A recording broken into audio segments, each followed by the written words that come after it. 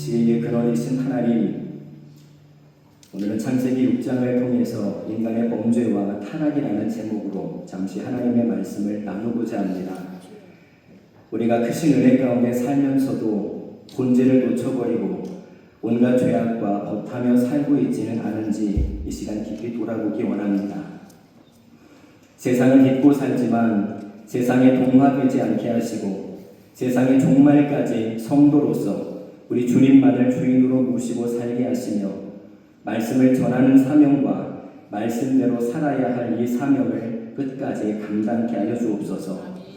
성령님께서 매 순간 조명하여 주셔서 우리의 마음과 뜻이 기록된 말씀과 더욱 일치되는 은혜 베풀어 주옵소서. 감사드리며 예수님의 이름으로 간절히 기도합니다. 아멘. 하나님 말씀입니다. 창세기 6장 1절로 8절까지 보겠습니다. 한 목소리로 1절부터 마지막 8절까지 함께 봉독합니다. 시작. 사람이 땅 위에 번성하기 시작할 때에 그들에게서 딸들이 나니 하나님의 아들들이 사람의 딸들의 아름다움을 보고 자기들이 좋아하는 모든 여자를 아내로 삼는지라. 여호와께서 이르시되 나의 영이 영원히 사람과 함께하지 아니하니 이는 그들이 육신이 됨이라. 그러나 그들의 날은 120년이 되리라 하시니라. 당시에 땅에는 넷비림이 있었고 그 후에도 하나님의 아들들이 사람의 딸들에게로 들어와 자식을 낳았으니 그들은 용사라 고대의 영성이 있는 사람들이었더라. 여호와께서 사람의 죄악이 세상에 가득함과 그의 마음으로 생각하는 모든 계획이 항상 악할 뿐임을 보시고 땅 위에 사람 지으셨음을 한탄하사 마음에 근심하시고 이르시되 내가 창조한 사람을 내가 지면에서 쓸어버리되 사람으로부터 가축과 기는 것과 공중의 새까지 그리하리니 이는 내가 그것들을 지었음을 한탄함이라 하시니라. 그러나 노아는 여호와께 은혜를 입었더라. 아멘. 뉴스를 보니까 광명 신안산선 공사장 붕괴 보도가 어제부터 있더라고요. 제가 그 길을 토요일 주일 빼고 매일 그 길을 새벽마다 지나는데 어제 처음으로 통제를 받았어요. 원인을 몰랐습니다. 뉴스를 보고 알아서 도로가 확 꺼졌더라고요. 보도를 보면서 그런 생각을 했어요. 일상이, 평범한 일상이 얼마나 큰 축복이고 은혜인가. 우리는 축복, 은혜를 뭔가 우리 삶 가운데 특별한 일이 일어나야만 축복이고 은혜라고 생각하는 경우가 좀 있는데 사실 평범하고 일상적인 삶이 가장 큰 축복이고 은혜가 아닌가라는 생각을 그 보도를 통해 한번 깨닫는 시간을 가졌습니다.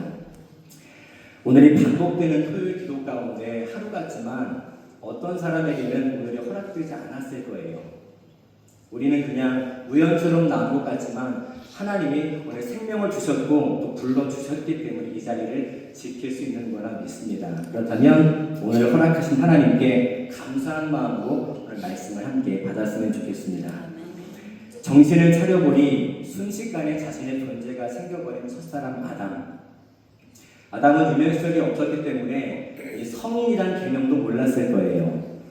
눈앞에 펼쳐진 하나님의 창조 세계를 본 아담은 형용할 수 없는, 우리가 가히 상상할 수 없는 감정에 사로잡혔을 것입니다.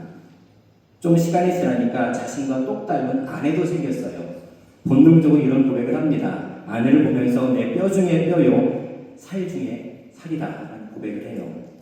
물론 눈앞에 보이는 모든 피조 세계가 세계적인 대홍수로 사라질 것은 전혀 예상하지 못했을 것입니다. 그런데 중요한 사실은 첫사람 아담은 하나님의 형상과 모양이었고 무죄의 상태로 지음받았다는 것입니다. 달리 말하면 아담은 하나님의 뜻을 명확하게 파악할 수 있는 선지자였고 하나님의 뜻에 그 마음이 거룩함으로 헌신된 제사장이었고 하나님의 뜻을 마음으로만 간직하는 게 아니라 피조세계에 실제로 구현할 수 있는 왕같은 존재로 지음을 받았습니다. 누가요? 첫사람 아담이요. 일찍이 하나님은 아담에게 두 가지 선택을 허용하십니다. 하나는 최초의 하나님의 율법 앞에 완전한 순종을 선택하면 너는 내가 영원히 살게 해줄 때였어요. 반대로 불순종을 선택하면 반드시 죽으리라 라는 두 가지 선택을 하나님이 아담에게 허용하셨습니다. 우리가 어릴 때부터 배워왔듯이 첫사람 아담에게는 선악을 알게 하는 나무의 실과를 먹지 않는 조건으로 세 가지 생명이 주어졌습니다. 예비됐다는 거죠. 육적 생명, 또 영적 생명, 영원한 생명이 보장되어 있었습니다. 행위 언약이라고 말합니다. 육적 생명은 보통 우리가 목숨이라 말하는 걸 말해요. 아담이 하나님과의 언약을 만일 지켰다면 930세를 끝으로 생을 마감하는 일은 없었을 것입니다. 영적 생명도 보장하셨는데 영적 생명이란 아담의 영혼이 하나님과 연결되어 있음을 말하는 거예요. 그리고 동시에 또 하나의 생명이 주어집니다. 순종했다면 영원한 생명이에요. 이 말은 삼위일체 하나님과의 영원한 연합으로서 그 자체를 천국이라 우리가 부를 수가 있습니다. 근데 아담은 우리가 잘 알다시피 자기 의지를 마음대로 사용해서 죄를 범합니다. 그리고 세 가지 기능을 상실해요. 하나님의 뜻을 아는 선지자 기능, 마음이 거룩하게 헌신된 제사장의 기능, 세상을 하나님의 뜻대로 통치할 수 있는 왕의 기능을 일부만 상실한 게 아니라 완전히 상실합니다. 그리고 아담만 타락한 게 아니라 지음받은 본래 목적을 잃어버린 아담 이후에 태어난 모든 인류가 육적, 영적, 영원한 사망에 빠졌다는 사실이에요. 오늘 본문은 바로 그 후손들에 관한 말씀입니다. 1절, 2절에 보니까 이렇게 말씀합니다. 사람이 땅 위에 번성하기 시작할 때에 그들에게서 딸들이 나니 하나님의 아들들이 사람의 딸들의 아름다움을 보고 자기들이 좋아하는 모든 여자를 아내로 삼는지라. 하나님의 아들들과 사람의 딸들이 등장합니다. 이들에 관해서 많은 의견들이 있지만 대체적으로 가장 지지받는 견해는 여기서 말하는 하나님의 아들들은 경건한 셋의 아들들을 말하고 딸들은 가인의 후손이라는 견해입니다. 어쨌든 중요한 사실은 하나님의 경건한 사람들이 일부 다처제를 자청하여 하나님을 모르는 자들을 자기 마음대로 아내로 삼은 것입니다.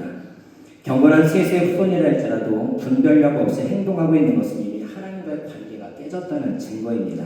3절에서 말씀합니다. 여호와께서 이르시되 나의 영이 영원히 사람과 함께하지 아니하리니 이는 그들이 육신이 됩니다. 그러나 그들의 날은 120년이 되리라 하시니라. 3절에서 하나님이 이렇게 말씀합니다. 나의 영이 영원히 아담과 함께하지 않겠다. 이 말씀은 하나님은 원래 아담과 영원히 함께 하시려고 모든 것들을 작정하셨는데 이제는 그럴 수 없다는 거예요. 타락하기 전에는 하나님과 영원히 살 수 있었지만 죄 때문에 죽음, 사망이라는 한계가 생겼다는 말입니다. 또 그들의 날이 120년이 되리라는 말씀은 물론 사람의 수명의 의미도 있지만 타락한 인류를 단번에 진멸하실 수 있는 하나님께서 홍수 심판까지 집행을 유예하셨다는 의미도 포함됩니다. 중요한 것은 하나님이 주신 회개의 기회가 있었다는 거예요. 4절에서 말씀합니다. 당시에 땅에는 네피림이 있었고 그 후에도 하나님의 아들들이 사람의 딸들에게로 들어와 자식을 낳았다라고 말씀합니다. 이 네피림이 어렸을 때부터 궁금했어요. 어떤 사람들인지 물론 지금도 확답을 못 드리지만 성경의 민수기 13장 33절에 보니까 네피림의 후손들이 안악자손이 나옵니다. 이들의 모습을 이렇게 표현해요. 이스라엘의 12명의 정탐꾼이 가나안 땅을 정탐하러 왔다가 이 네피림 후손인 안악자손 보고 유명한 영혼을 남기죠. 그들한테 우리는 뭐 같았다고요? 메뚜기 같았대요. 자, 사람이 메뚜기면 이 안악자손을 얼마나 했을까요? 네, 기골이 장대했나 봐요. 아마 여기에 이 정도의 기골이 장대한 분은 안 계신 것 같아요. 우리는 그들 앞에 메뚜기 같았다라고 고백할 만큼 이 네피림 후손들은 당시에 공포의 대상이었습니다. 물론 오늘 본문은 하나님의 아들들과 사람의 딸들이 계속 자녀를 출산하고 있다는 것에 주목하지 네피림에 주목하지 않습니다. 하나님은 그들의 자녀들이 부모 가운데 누구를 닮을 것인지 지켜보면서 진멸하시지 않고 기다리셨어요. 그런데 가만히 보시니까 자녀들이 가장 악한 쪽을 담고 있으니 여실히 드러났고 이에 하나님의 반응이 이어집니다. 5절 6절입니다. 여호와께서 사람의 죄악이 세상에 가득함과 그의 마음으로 생각하는 모든 계획이 항상 악할 뿐임을 보시고 땅 위에 사람 지으셨음을 한탄하사 마음에 근심하셨다라고 말씀합니다. 하나님이 한탄하셨대요. 근심하셨대요. 생육하고 번성할수록 죄가 점점 가득했고 네피림 같은 고대 장수들은 자신들이 가진 힘으로 압제와 누리를 일삼았습니다. 바로 아담의 후손들은 자신의 정욕대로 살아가며 하나님과 점점 멀어지고 있었다는 말씀이에요. 6절에 보면 하나님이 한탄하셨다, 근심하셨다 이런 기록이 있죠. 하나님은 분명히 감정 기복이 없으실 것 같은데 왜 이런 말씀을 기록하셨을까? 이 한탄하셨다는 말은 사람을 창조하심에 대한 한탄이 아니라 사람의 타락 때문에 안타까워하시는 하나님의 마음을 피조물은 우리가 이해할 수 없기 때문에 우리 인간처럼 표현하시려고 기록하신 겁니다. 우리는 많은 말씀 가운데 이 말씀을 지키겠으면 좋겠어요. 하나님을 근심케 하지 말자. 하나님을 한탄하게 하지 말자. 스웨덴 문답 1문의 질문이 이것입니다. 사람의 제일 되는 목적이 무엇입니까? 사람의 제일 되는 목적은 하나님을 영화롭게 하고 영원토록 그분을 즐거워하는 것입니다. 라고 우리는 대답을 합니다. 다 알고 있어요. 외우시는 분도 계실 거예요. 이게 목적인데 이 본래의 목적을 상실하고 자신의 정욕대로 살며 죄악을 일삼는 모습은 예나 지금이나 하나님을 한탄하게 만든다는 거예요. 짐작컨대 우리 지구상의 인구가 80억쯤 되는 것 같습니다. 그 가운데 하나님의 백성들이 얼마나 되는지는 물음표이지만 하나님이 우리에게 원하시는 모습은 하나님을 온전히 섬기고 우리의 삶으로 하나님을 세상에 반사하는 것입니다. 하나님의 아들들이 세상에 동화되면 안 되겠죠. 오늘 본문에서는 동화되고 있어요. 우리의 삶이 하나님을 한탄케 하면 안 되는데도 하나님을 근심케 하고 한탄케 하는 모습들이 성경뿐만 아니라 우리 근처에서 도처에서 쉽게 목격됩니다. 안타깝게도 7절에서 이런 말씀을 기록합니다. 내가 창조한 사람을 지면에서 쓸어버리되 사람으로부터 가축과 기는 것과 공중의 새까지 그리하리니 이는 내가 그것들을 지었음을 한탄함이니라 하시니라. 하나님은 자신의 창조하신 사람을 쓸어버리기로 결정하셨습니다. 보세요. 죄는 누가 지었죠? 죄는 사람이 지었죠. 근데 하나님은 사람뿐 아니라 가축과 기는 것, 공중의 새까지 전부 다 쓸어버리신다고 말씀하고 있어요. 사람에게 모든 만물을 다스리는 권한을 주셨는데 세상을 다스려야 할 사람이, 하나님의 뜻대로 세상을 다스려야 할 사람이 그 통치자가 타락을 했기 때문에 하나님의 진노가 통치자인 사람을 넘어서 만물에게 임했다는 말씀입니다. 우리가 여기서 기억해야 될 것은 우리가 세상 속에서 한 명의 구성원으로 살아가는 것 같지만 사실 하나님의 백성으로서의 대표성을 우리가 지니고 있습니다. 나 하나 타락하면 그만이지가 아니라는 거예요. 우린 아담은 아니지만 하와는 아니지만 아담은 그 사실을 망각했습니다. 두 사람이 타락한 게 아니라 아담의 타락은 전 인류의 타락이었어요. 우리가 이 마음가짐을 가져야 됩니다. 내가 타락하면 나만 타락한 게 아니라 내 공동체가, 내가 속한 가정이, 내가 속한 회사가, 직장이, 사업체가 잘못될 수도 있다는 거예요. 하나님을 주인으로 섬기는 하나님의 백성이기 때문에 이 대표자의 원리를 기억하고 살아야 된다는 거예요. 창세기 8장 21절에 보면 사람의 마음이 계획하는 바가 어려서부터 악하다라고 말씀합니다. 여기에서 어려서부터라는 말은 오늘 본문 5절에 항상이라는 단어와 대체가 가능한 표현입니다. 아담의 문제는 잉태와 출산에서부터 인간의 삶에 근본적인 악 영향을 미친다는 말이에요. 그래서 디모데는 사도 바울이 아들처럼 여겼던 디모데는 어려서부터 성경을 알았대요. 이 말을 어려서부터를 바꿔서 항상으로 바꿔보세요. 항상 성경을 알았대요. 태어날 때부터 성경을 알았대요. 디모데의 부모는 어떤 사람들이었을까요? 보지 않아도 경건한 부모였을 것입니다. 어릴 때부터 디모데를 말씀으로 잘 양육시켰던 거예요. 자신 있게 고백하죠. 내가 어려서부터 항상 성경을 알았다. 첫사람 아담은 선과 악을 자유롭게 택할 의지가 있었습니다. 하나님이 아담에게 자유의지를 주신 이유는 에덴 동산에서 잘 먹고 잘 살아라가 아니었어요. 내가 창조한 피조세계를 내 뜻대로 다스리고 또 번성하라, 생육하라 라는 그런 명령이 있었기 때문에 하나님은 아담에게 모든 것을 행할 수 있는 자유의지를 주셨습니다. 이 자유의지는 사실 하나님의 의지이기도 해요. 하나님이 우리가 한 분이시면 동시에 삼위로 존재하시잖아요. 모든 것들을 삼위 하나님 가운데 자유롭게 회의하시고 결정하셨습니다. 그 의지를, 우리가 가진 의지가 하나님과 똑같은 의지는 아니지만 아담에게 주신 거예요. 자유롭게 선택하고 살아가라.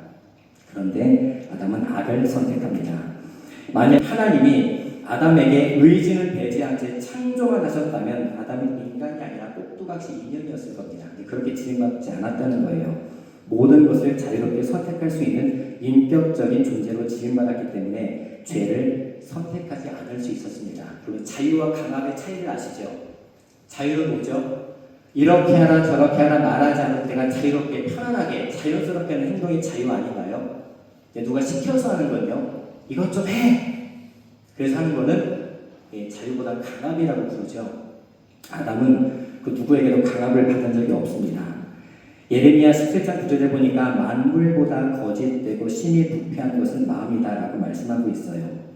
사탄이 뱀에게 들어가서 하와를 유혹할 때 헤드락걸고 협박한 게 아니었습니다. 그 귀에다 대고 이용만 했어요. 여러분, 사탄은 우리를 강제할 힘이 있을까요? 없을까요? 죄 짓게 할 능력이 있을까요? 없을까요? 없습니다. 선택은 내가 하는 거예요. 사탄은 미혹만 합니다. 아담과 하와는 충분히 그 죄를 거절할 수 있었는데 죄를 선택했다는 거예요. 여기서 중요한 포인트가 있습니다. 사탄은 태초부터 인간을 타락하게 할 때 공격하는 전통적인 방식이 있다는 겁니다. 항상 어디를 공격할까요? 귀를 공격합니다. 귀를 공격해요. 아담이 하나님께 받은 최초의 율법을 다 아실 겁니다. 동산의 모든 나무의 열매는 너가 마음대로 먹어도 되지만 한 가지만큼은 먹지 마라. 아담은 직접 듣고 하와는 듣지 못했습니다. 사탄이 이 말씀을 아담이 아니라 하와에게 반대로 사용합니다. 왜냐하면 사탄은 하와가 하나님의 말씀을 직접 듣지 못한 것을 잘 알고 있었기 때문에, 말씀을 직접 듣지 못한 하와는 뱀의 유혹에 저항조차 제대로 못하고 그대로 넘어갑니다. 사탄은 하와를 강압적으로 죄 짓게 할 힘이 없었기 때문에 태초부터 지금까지 계속 우리의 귀를 공격합니다. 로마서 10장 17절 말씀 혹시 아시나요? 믿음은 어디에서 난다고요? 우리가 이 말씀을 새겨들어야 됩니다. 사단이 그걸 알기 때문에 귀를 계속 공격하는 거예요. 그럼 유튜브 보시죠. 미디어 많이 보실 거예요. 음소거 해놓고 영상만 보면은 나에게 영향가가 있나요? 없나요? 없어요. 우리가 그 미디어의 영상을 보는 것 같지만 듣는 거예요. 사실 들으면서 봐야 이해가 되잖아요. 사탄이 얼마나 그렇게 우리의 귀를 공격하는지 모릅니다. 로마서 3장 12절에 보니까 선을 행하는 자는 없나니 하나도 없도다 라고 말씀합니다. 자, 죄로 인해 타락한 이후에 어떤 것이 가장 현저하게 바뀌었을까요? 더 이상 아담과 하와에게 선을 행할 능력이 전혀 나타나지 않는다는 사실입니다. 우리가 소위 인간이 부패했다, 뭐 전적으로 타락했다 이런 말을 많이 사용하는데 그 말이 무슨 뜻인가 하면 인간의 모든 선택이 항상 죄악으로 기울어진다는 말입니다. 생각도 죄고 행동도 죄라는 뜻이에요. 그래서 본문에서도 마음으로 생각하는 모든 계획이 항상 악하다고 말씀하는 거예요. 창세기 3장에서 사탄이 사람을 타락하게 만드는 전통적인 방식이 다시 한번 구체적으로 드러납니다. 창세기 3장 4절 6절에 보면 뱀이 여자에게 이르되, 어디에 이르렀을까요? 귀에다 말하는 거예요. 너희가 결코 죽지 아니하리라. 해석이 오류죠. 너희가 그것을 먹는 날에는 너희 눈이 밝아져 하나님과 같이 되어 선악을 알 줄 하나님이 아신다. 또 해석이 오릅니다. 여자가 그 나무를 본즉, 귀에서 어디로 왔어요? 눈으로 갑니다.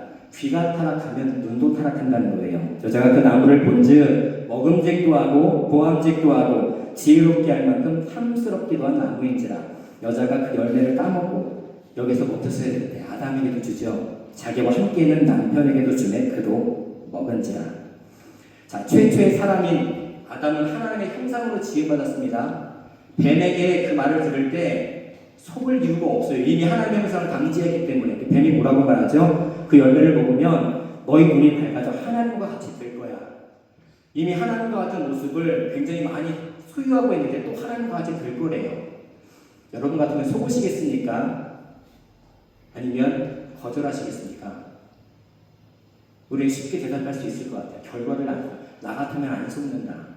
근데 아담과 하와는 왜 넘어갔을까요? 우리보다 월등한 지혜, 지식의 소유자인데. 아까 서두에 말씀드렸죠. 태초의 아담은 선과 악 모두 선택할 능력이 있었습니다. 이 말을 바꾸어 말하면 거절할 능력도 있었다는 거예요. 그런데 사탄의 유혹에 귀가 타락하니까 눈도 타락합니다. 먹음직도 하고 보암직도 하고 지혜롭게 할 만큼 탐스럽기도 한지라. 하나님이 전혀 하시지 않은 말씀을 하와가 스스로 만들어냅니다.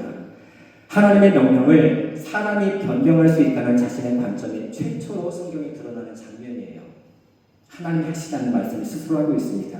그래서 우리가 평소에 어떤 말들을 듣고 사는지가 굉장히 중요합니다. 굉장히 많은 것들을 듣고 살고 많은 것들을 알고 있다고 생각하는데 사실 우리 굉장히 많이 모르고 삽니다. 성경은 더 모르고 살아요. 저도 마찬가지고요. 제가 예전에 어렸을 때 소록도라는 섬에서 선교 봉사를 했던 적이 있습니다. 6학년 때부터 중2 때까지였던 것 같아요. 아시는 분들은 아시겠지만 소록도는 어떤 섬이죠? 어떤 분들이 수용되어 있는 곳이죠? 네, 한센병 환자분들이 수용되어 있어요. 격리되어 있어요. 전염병이 아닌데 인식 때문에 일제 강점기 때부터 거기에 수용되셔서 갇혀 사셨습니다.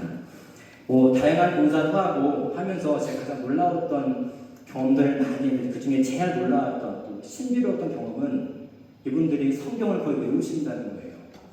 찬송도 거의 외우십니다. 여러분들은 하지만 이분들은 성경을 보고 싶어도 눈이 없어요. 네. 손이 없습니다. 목욕시킬 때 제가 정말 속이 뒤집히는 줄 알았어요. 그런데 30-40년 넘게 말씀을 본 적이 없으니 찬송가를 본 적이 없으니 거기 계시는 목사님들의 설교나 저같이 가끔 선교에서 말씀을 읽어주는 선교여행 가운데 말씀을 읽어주는 그런 학생들의 말씀을 몇 배로 집중해서 듣고 기억해서 가슴에 새기는 거예요. 왜냐하면 볼 수가 없으니까. 사회로부터 격리된 그들의 유일한 이유는 그것밖에 없었을 것 같아요. 말씀을 듣는 것, 또 찬송하는 것, 기도하는 것 볼 수가 없으니까요. 질문 드려볼게요. 여러분의 참된 위로는 무엇입니까? 바꿔볼까요? 현재 무엇을 위로로 삼고 살고 계십니까? 난 성경이요. 전 기도요. 그렇게 말씀하실 수 있으세요? 근데 이분들은 그랬어요. 그것밖에 위로가 없었어요. 성경을 보고 싶어도 볼 수 없어서 들은 것을 기억으로 각인시키는 사람들이 있는가 하면 성경책을 몇 권씩 소장하고도 소장만 하는 사람들이 있습니다. 지혜로운 사람은 아침에 눈을 뜨자마자 자신의 귀에 말씀이 들리게 합니다. 시편 63편 6절에 보니까 다윗이 이런 고백을 해요. 내가 나의 침상에서 주를 기억하며 새벽에 주의 말씀을 작은 소리로 읊조릴 때 하오리니. 각주로 보니까 새벽에 대략 한 3시에서 6시 사이인 것 같아요. 이 시간 대부분 주무실 것 같은데 다윗은 우리보다 월등 믿음이 좋았나 봅니다. 새벽형 인간이었을까요? 항상 새벽 민년에 일어나서 원수들의 위협 가운데 있는데도 하나님의 임재하심이 주는 평안함을 고백했다고 합니다.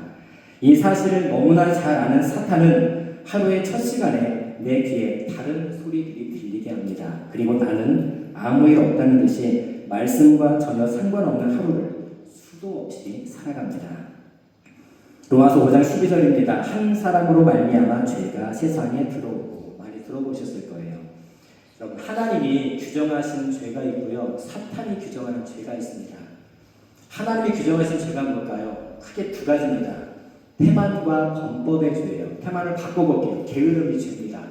우리는 범법은 죄라고 인정을 합니다. 말씀을 어겼으니까 신앙 양심상 죄라고 볼 수밖에 없잖아요. 그런데 말씀에 적당히 순종하는 것은 그 누구도 죄라고 생각하지 않습니다. 그냥 성향 정도로 치부해요. 내가 게으른 거 성향이 그래서 그렇지 뭐. 성경은 범법도 죄지만 말씀에 적당히 순종하는 것도 죄라고 분명히 규정해요. 사탄은 죄를 어떻게 규정하는 줄 아세요? 나에게 해로운 것은 죄라고 착각하게 만듭니다. 어떤 것을 죄라고 착각하게 만든다고? 나에게 해로운 것은 죄라고 착각하게 만들어요. 그런데 반대로 나에게 이익이 되면 죄가 아니라고 착각하게 만들어요. 상대방에게 이 일이 해가 될지라도 나에게 유익하면 죄가 아닌 거예요. 그게 사탄이 나에게 죄를 규정하는 방식입니다. 그래서 사탄의 미혹에 빠지면 항상 개인 사정이 우선이니 예배도 거추장스러워요. 오래전부터 여행을 계획했는데 주일이 딱 껴버렸네. 믿음이 있는 사람은 주의를 지키겠지만 믿음이 연약한 사람은, 솔직히 없는 사람은 주의도 여행 코스에 포함시킵니다. 하나님의 우선순위가 아니고 말씀에서 벗어나면 주일이 그분들에게 휴일이 되는 거예요. 여행 일정 가운데 하루가 되는 거죠. 예수 믿는 사람은 말씀이 무기이고 말씀이 기준이기 때문에 말씀에서 하라는 건 하고 하지 말라는 건 하지 않는 게 참내 신앙의 모습일 줄로 믿습니다. 그런데 이 말씀을 보사는 자꾸 말씀에 적당히 순종해요. 적당히 순종하는데 또 죄라고 생각하지도 않습니다. 로마서 7장 7절에 보면 내가 나의 죄를 알지 못하였으니 곧 율법이 탐내지 말라 하지 아니하였더라면 내가 탐심을 알지 못하였으리라 말씀합니다. 각 나라의 수백 가지 헌법 조항들에서 율법에서 옵니다. 율법을 10가지로 줄이면 또 10계명이 돼요. 10계명을 다 나누면 또 헌법이 됩니다. 우리가 거창하게 우리나라의 문제점을 지적하기 전에 내 삶을 가만히 들여다보면 심각할 만큼 말씀과 멀리 있다는 사실을 직면하게 될 거예요. 이게 아담의 원죄가 갖는 특징입니다. 근데 말씀과 멀리 있으면 기도도 병드는 거 아세요? 말씀과 멀리 있으면 기도도 병들어버립니다. 기도를 안 할 수는 없는데 하긴 하는데 기도가 병들어버려요. 모든 기준은 내가 아니라 반드시 기록된 말씀이 되어야 합니다. 아담과 하와가 바로 이 부분에서 타락했고 그 이후 모든 인류는 생물학적 본성을 열심히 이루면서도 철저히 불신 가정들을 퍼뜨리고 있습니다. 그게 오늘 본문에서 시작되고 있는 거예요. 본문에서처럼 그 마음의 계획이 항상 악으로 치우치는 실제 증거입니다. 하나님을 경외하며 말씀을 기준 삼는 가정에서 성장한 자녀들은 경건한 가정을 이룰 수밖에 없어요.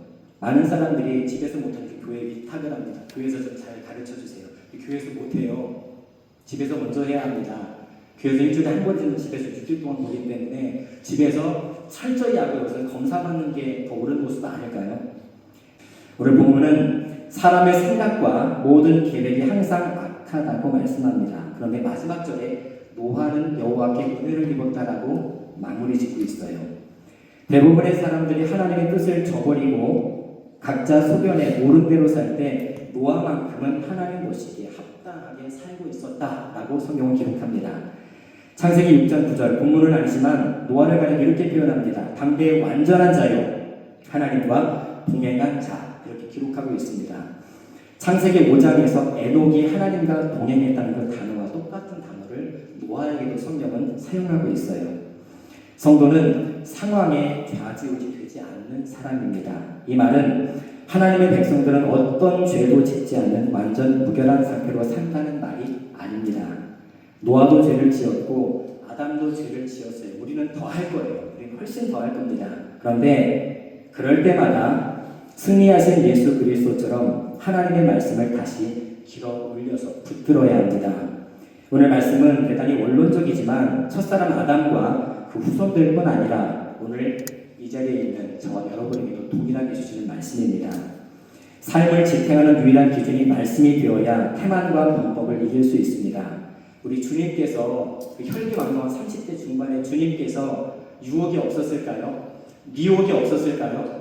온갖 핍박과 방해와 고향에서도 인정받고 천대받고 문전 박대당했던 주님이 그 모든 것들을 능히 견디고 이길 수 있었던 원인의 이유가 어디 있을까요? 우리가 막연하게 하나님이니까 그러시겠지 뭐가 아닙니다. 주님은 아버지께 받은 말씀을 끝까지 붙들고 가셨어요. 응하게 하셨더라. 어디 말씀을 응하게 하셨더라. 그 말씀이 뭘까요? 주님 자체가 말씀이 육신이 되신 분이시기 때문에 아버지의 말씀을 끝까지 붙들고 가셔서 모든 역경과 고난과 시련과 죽음까지도 이겨내셨던 거예요. 그 주님을 우리도 붙들어야 합니다. 아담의 첫 범죄와 타락이 하나님의 말씀을 가볍게 여기고 또 기억하지 못해서 자신과 후손들에게 전가되었다면 말씀을 기준으로 삼고 태만과 범법을 끊임없이 제거해 나갈 때 순종의 열매로서 참된 승리가 우리에게 주어질 줄로 믿습니다. 내가 게으름에 빠져서 하나님의 말씀을 멀리하고 있을 때 아버지의 말씀을 붙들고 또 본을 보이신 예수님을 꼭 기억하고 살았으면 좋겠습니다. 하루의 첫 시간 잠깐이라도 말씀을 내 귀에 들리게 하셔서 오늘 제목처럼 인간의 범죄와 타락이 아니라 믿음의 순종과 승리 가운데 우리 주님만 일평생 왕으로 모시고 사시길 주님의 이름으로 간절히 축원합니다.